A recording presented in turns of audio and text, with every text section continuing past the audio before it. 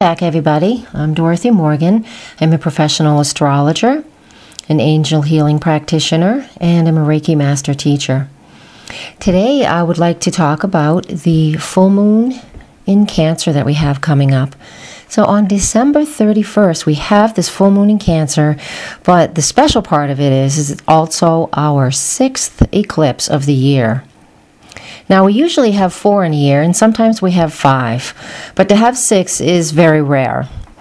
And that happens to be why this year has been so full of big changes for everybody, our country and the world. What these eclipses should be showing us is how to live a more efficient life. And that seems to be a struggle for a lot of people. So it's made a tough year for a lot of people, trying to become adjusted to a whole new way of living and a whole new way of thinking. So what is important, just in a quick nutshell, is instead of dwelling on whatever we may have lost, or the things we couldn't have this year, the plans that had to go on the back burner for a while, what we're needing to learn about is how to be more efficient and living a life that's not wasteful. I know that sounds a little corny, but that's what the energies of the universe is telling us to do, to slow down and to be more efficient. So let's look specifically what this full moon lunar eclipse on Thursday afternoon Eastern Time. It's at 2:13. We can't see it in the United States, but it is still effective. The lunar eclipse is in the sign of Cancer, and that rules food, home, nurturing, and our mother figures.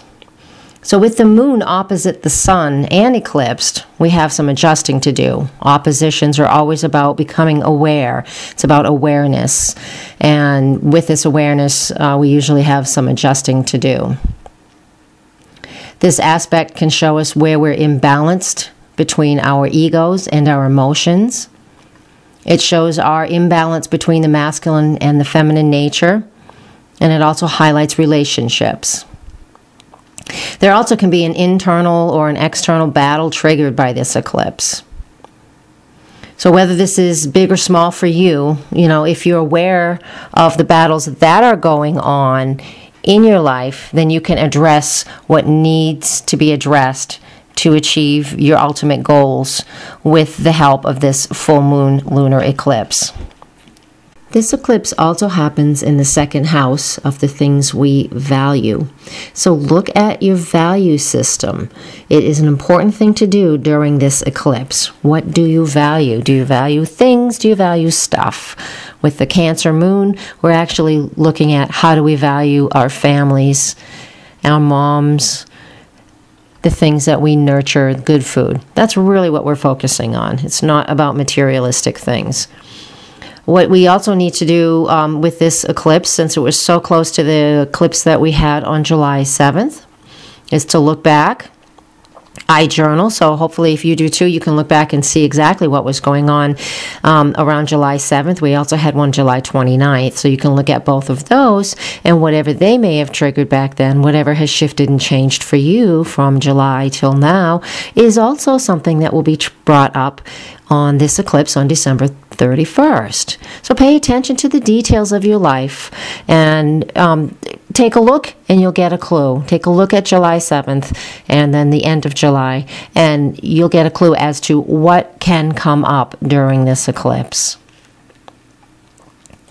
We also have Saturn involved with this eclipse because the sun and the moon are in an opposition, but they're both making a square to Saturn. This is called a T-square.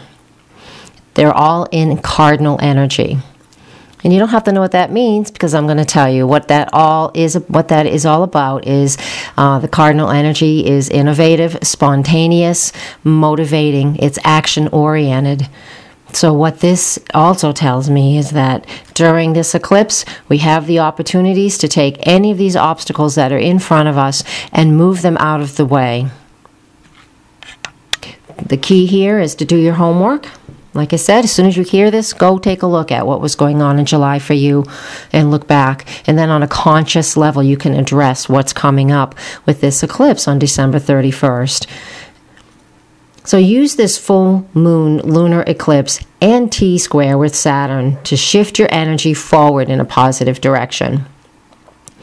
All the eclipses we experienced this year is part of our shifting and changing energy for the end of this, the Mayan calendar, this 25,000 year cycle that we're in. We're here to help shift this energy and move this forward to get out of a more materialistic world and into a more spiritual world.